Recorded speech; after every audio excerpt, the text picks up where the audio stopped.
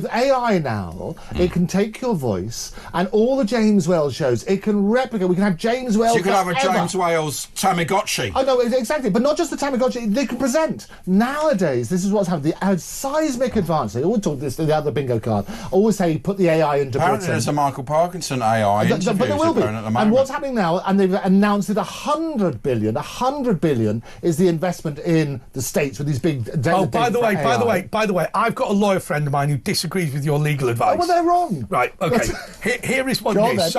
So you said that years ago, I said that years ago when I was a kid, yes, I signed a load of contracts at Granada Television. Yes. Well, if you're a kid, you don't have capacity, so that's the element. But what they said was, under 18. We are allowed to use your, and they weren't being nasty, it wasn't, yes, but we can use your image, voice and whatever, yes, anywhere in the universe by any technology, and it almost sounded silly. You said you wrote the contract later. I know, we rewrote it because what happened is they turned out, the way that contracts used to work, they would say you get a snapshot, and I helped Cat Stevens, Use of Islam. So we looked at some of those old contracts, for example, it's public knowledge now.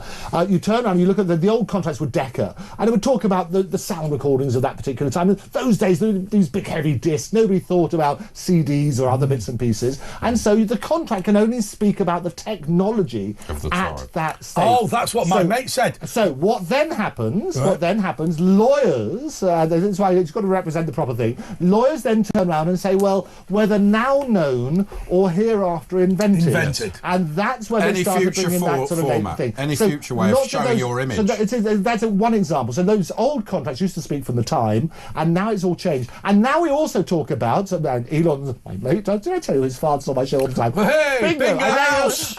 But he's now talking about populating Mars. So when they talk about on Earth, the territory used to be defined as the world. Well, now they talk about the universe. The contracts I signed was any technology now ought to be invented in the future until the end of time, anywhere in the universe. Yes. No, but there's more than one universe, and that's the other. So they've made a mistake on that. Did you know he was Phyllis's stunt double? You said it so well. I don't know what you're thinking. However, I'll tell you what people did disagree on. Yes, they reckon you can't age my face legally. Well, that isn't. No, it's defamatory. The way what AI can do now, I always say question everything. You can have people say that every photo you've ever done, every conversation you've ever done, we can fake it now, and they are so convincing. We've moved on from the Pope in a puffer, you know. But if that picture makes people, a reasonable person, think, oh, Andre's looking old, but he's not, and it affects his job, he can sue them. But hang on. Yeah. Can I bring this back to ordinary people listening to this? Because we've been self-indulgent tonight, but let me ask you about this. Yes. There will be a lot of people listening and watching this who millions. Let me give you an example. I've got a friend of mine whose mum used to be a nightclub dancer. She wasn't a stripper, there wasn't anything dodgy, but she said, you know what, imagine now I put that on Facebook and my son saw it at school or whatever. What happens with people who have now uploaded to Instagram, uploaded to Facebook, uploaded to... It's fine with me. I have a legal arrangement with YouTube in which we have a profit share and whatever. But little kids fit pictures of themselves, and when I say little kids, maybe at university, not under 18, should they be worried about pictures of them in their underpants and stuff? Absolutely be worried. And I'll tell you why, we spoke about this earlier, about what you sign and what you don't read. And the permission that you're giving is so wide that you're giving them permission to do that sort of stuff. The reality is, and I always say that data is the new currency. Your personal images, the photos that you post on anything, you have to work on the basis that every single one of those, everything you say, will get into the hands of the people you least wanted to get into. And so work on that premise. So don't post anything you don't want anybody you're working with. A child can be put on a sex offender even if they take a picture of themselves under 16. And there've been a number of those. Exactly, you've got a number of those sort of things. But also there's two things. There's one, the actual pictures. The other thing is what they can now fake it. And you have, you know, they've got bits about understanding, and that's the other thing I talk around, that's another bingo thing, around the world, is understanding what the technology can do. We can fake everything. But here's the thing that's amazing. Before we go to the break, let me just make a point which I think proves Andrew's point. It's something that Andrew knows already, but perhaps you don't know. You know, the reason why there's something called Getty Images, which we've all heard of, is that, what was it, J.P. Getty, I think the second. The son, he said, I don't think oil is going to be the big currency of the future, which my father was into. I believe it will be intellectual property. It is, he's right. Therefore, I'm buying up a catalogue of photos, because I believe that is what will generate the power in the world. And it's happened in the music industry with Signosis and various other people. It's exactly that sort of thing. They buy Bob Dylan rights for $1 billion quid or whatever. So whilst Trump is drill, baby, drill, we could absolutely fill baby drill. But isn't it amazing? Get your catalogue. Isn't it amazing that the Getty family, okay, fine, it's the son rather than the father, moved from oil to intellectual property because data I think it was the grandson of the original. And that's what's going to happen, and it lasts generally 70 years after your death. I can tell you, revealed exclusively here, they're doing a computer game of Andrew Eborn's Fake or Fact. They're making a manga in Japan. Bandai Namco and Dentsu and various other people there are doing that, and I'll be licensing my image. That'll please everybody.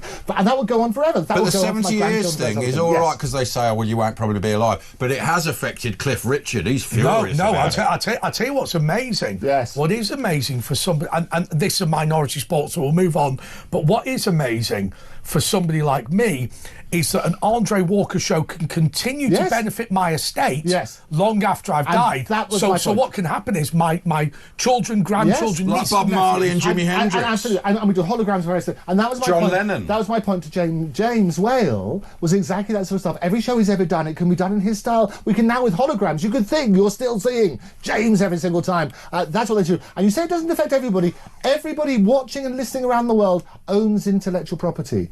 And that's the thing. So it does concern. Okay, so how can people? Okay, so if you're sat, so everyone talks about 15 minutes of fame. Yes. How can people sat at home now monetize their intellectual property? Well, very simple. And everything you write, if it's original to you, you're a copyright owner. Okay. Everything you draw works on that sort of basis. You are copyright owner. But should you prove it by emailing it to yourself or doing something? I think that sort of stuff. They all say, oh, put it in an envelope, which get opened and sealed. I mean, the reality now, you've got digital fingerprints that you can work out where things are. So I've taken unknown people and made them millionaires on the basis of, I know I have, on the basis of I don't disagree with you. I'm saying, what am I getting? I don't know. Where's our piece of the pie? I've avoided a defamation action for you already within a just saved your ass. I've saved your butt so many times. It's got to be good.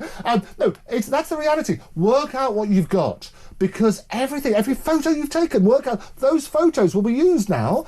Everywhere now, we're talking about, and this is what Elon always says, his father's on my show all the time. What he always says is that we are the media now. So people sitting at home, citizen journalists, all that sort of stuff, and his godfather, selfies, you should get the cheeks done, or almost have. As well as the... I love it. And something about Mary, they're suing about the hair as well, that's another issue. The reality is exactly that. Everybody's a copyright owner, everybody owns intellectual property. We work out your rights and we'll help you. It's amazing actually, but it is also irrelevant to this show. So what we're going to do is we're going to go to a break and then we're going to take some calls. Back in a sec.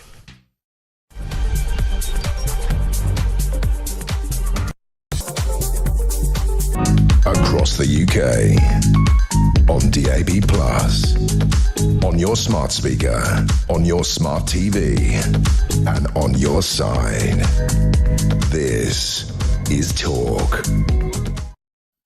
Well, I want to thank. We had a bit of a legal trauma earlier. I want to thank the person concerned for dropping their legal case against me.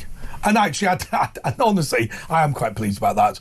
But look, you found something, Andrew, which I think is really, really important about all of this AI and whatever. Now, remember something, Andrew, and I know you do, but a lot of our viewers and listeners don't fully understand exactly how AI is going to affect them. Tell us about this Brad Pitt. Let me tell you. So AI will affect absolutely every industry. It's already introducing efficiencies we've unheard of. It's curing diseases. It's finding that on that sort of basis. But there's a downside, and as I said earlier, AI can fake anything, and it's so believable now. And there's a story in the press at the moment about a French woman who was duped into handing over £700,000 to somebody she thought was Brad Pitt. So it was a Brad Pitt scammer. It was rather like a catfish online. So they pressed the button in their face. And what happened? No, so they got all sorts of pictures, and Brad, she was communicating with for a long time. He says, "Look, I'm in hospital, and so we've got little pictures here. I'll hold some up. There's him there saying, Anne, this is for you. I love you." He was saying that he was having a terrible time. He was operated on in hospital. Wow. So there's a picture of him, and you've got his. But look, we've also got this on radio. That looks like other actors. Sorry, we've got this on radio as well, and most people are listening, these are very convincing. They're very convincing. So just talk me through exactly what you're looking at. So that is the face of Brad Pitt. Yes. And that is what, some sort of a tracheotomy thing in that, and you can see the pipe coming out. Some flowers. You can totally see. So if he's telling you, and I don't know how he would do because he's clearly unconscious in this picture, what's happened is they've taken and produced a fake picture, obviously, of Brad Pitt, saying, look, I'm in hospital.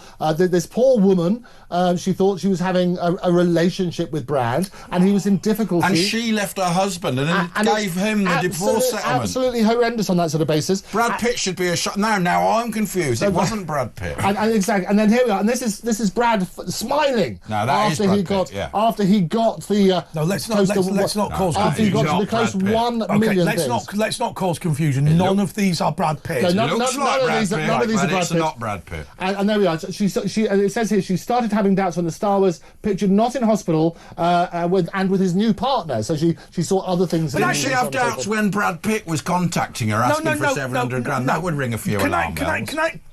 Can I just say one thing? Yes. Because I made a mistake once, and I've never been scammed. I've never been scammed, but I'll tell you what happened to me. And I've told this story before because I want people to understand that you're not stupid if you get scammed. People make mistakes. Yes. Also, in the early stages of dementia, people can become gullible. Yeah. Right, so I'll tell you what happened to me.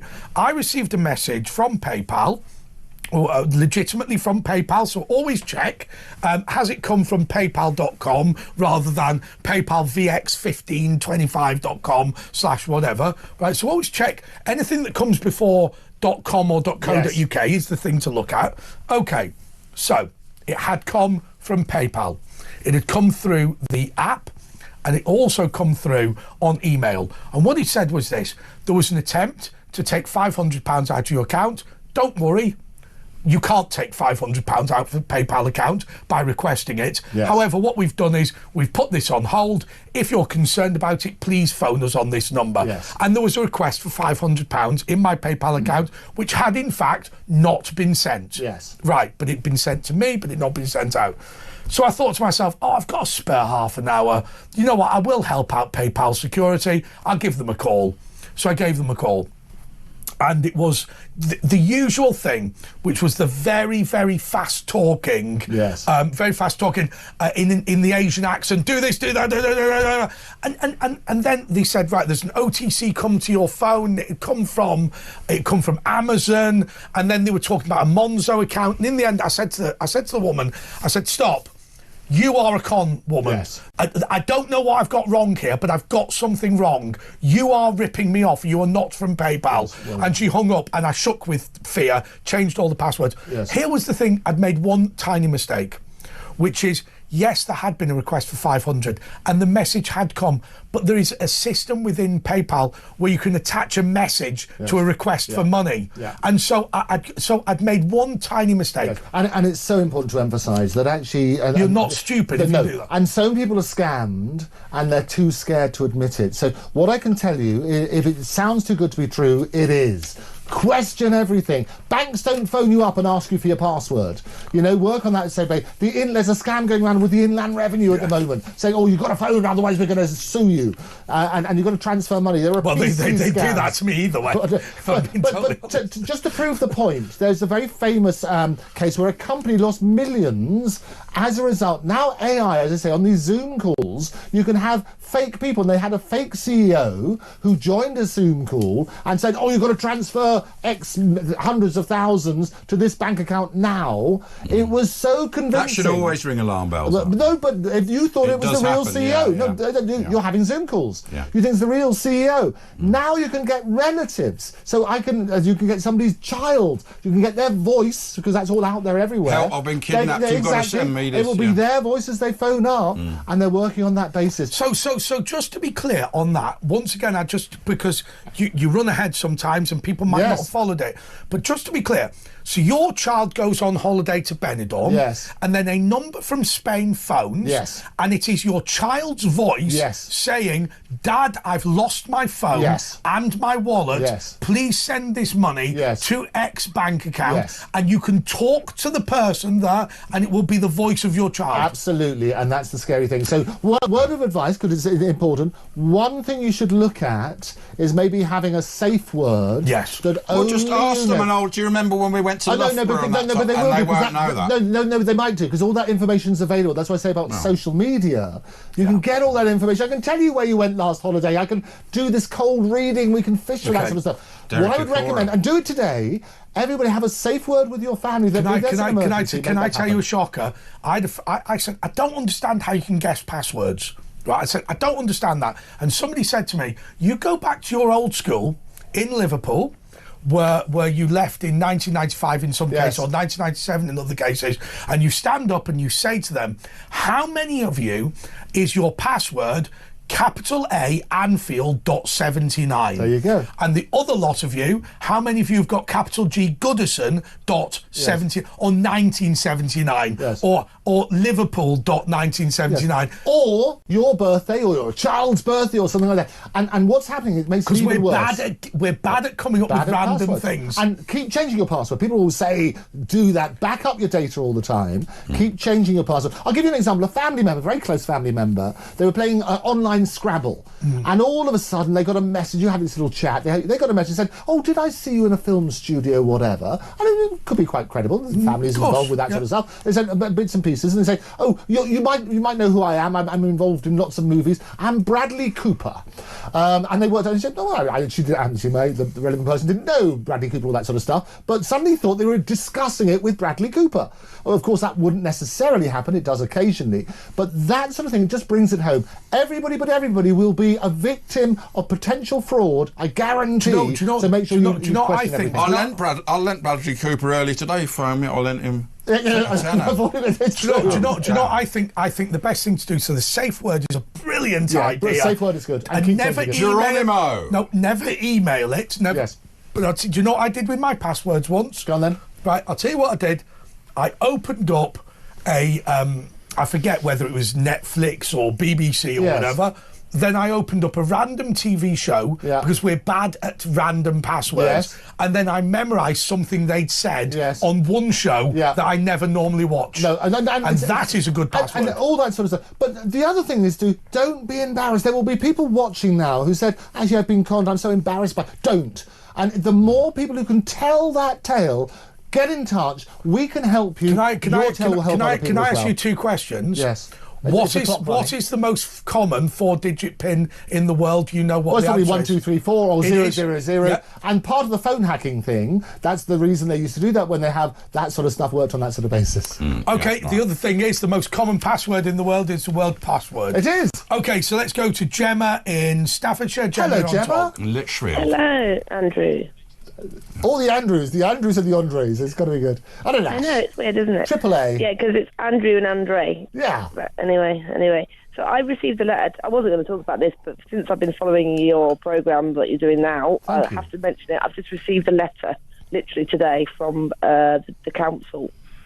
And I'm not sure if it's real or fake. Okay, what does the letter say? No, that's not the answer, actually. Do you know what I think the answer is? What's that? The answer is, first of all, to find the website of the council and give them a call. Right. But I've done that before, and you're on there for like hours. Yeah, no, exactly. Waiting. What can you tell us generally what the letter says?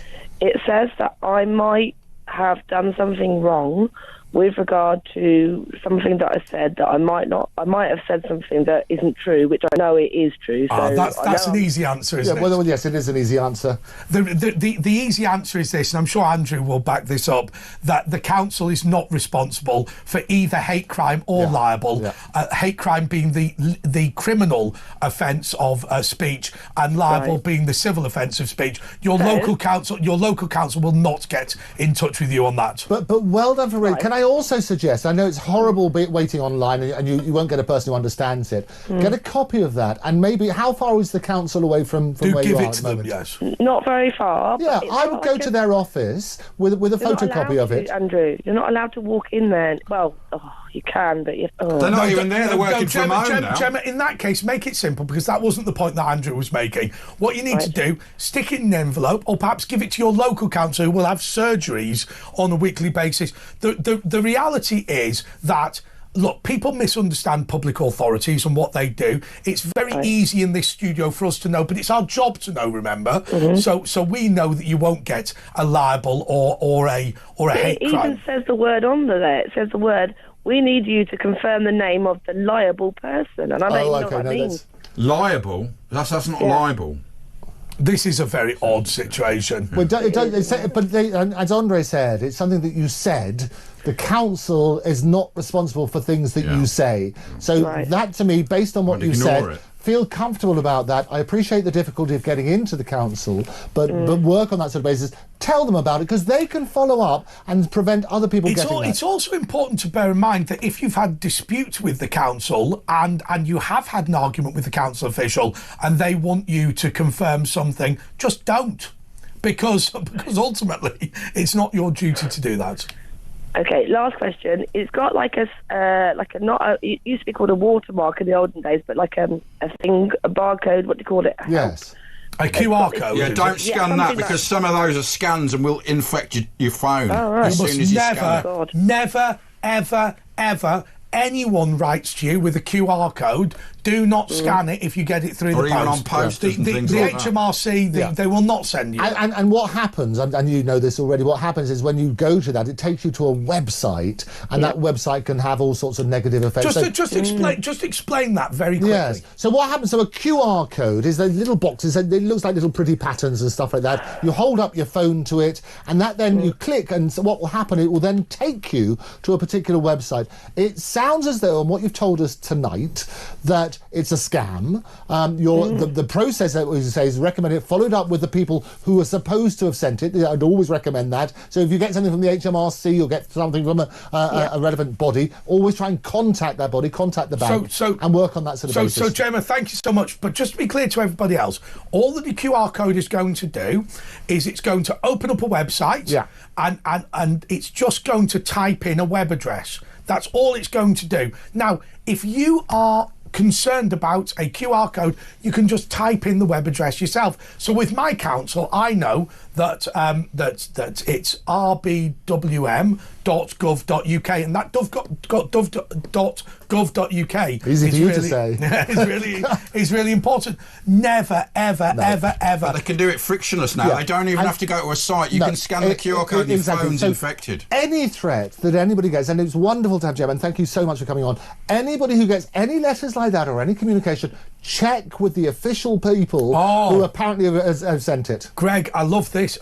Greg has sent something that's brilliant. I'm just going to quickly say this. Yes. What about this one? Your parcel couldn't be delivered today. Yes. Please put in your details for a redelivery. No, exactly. You've got to be so careful of that. And also things like Amazon parcels being stolen and stuff like that when they get dumped there. Look, our show, let me tell you something about the shows that we do. We like to think we're fairly professional. We can run with anything. If what you want to do is phone about these consumer affairs issues, we'll do that. Oh, no, and I'll tell you what's really important. Maybe we should do this as a regular feature. I love coming on and doing that sort of stuff. Bingo, we're carrying on the bingo card. No, but what I love about it is more people speak about it. We can do a great public service, saving defamation actions. We can also save people millions. And if we talk about it, fraud is a big issue. The thing is, big issue. I'll tell you where you were right, Andrew, and we'll go to a break now. But what was where, right where, about where, something? where you were right is the minute you start saying you're not an idiot. No, you're not. To have fallen for You any are of this not stuff. alone. You're not alone. All right, People have fallen. There's plenty of other idiots with you. Let's not labour it. More next.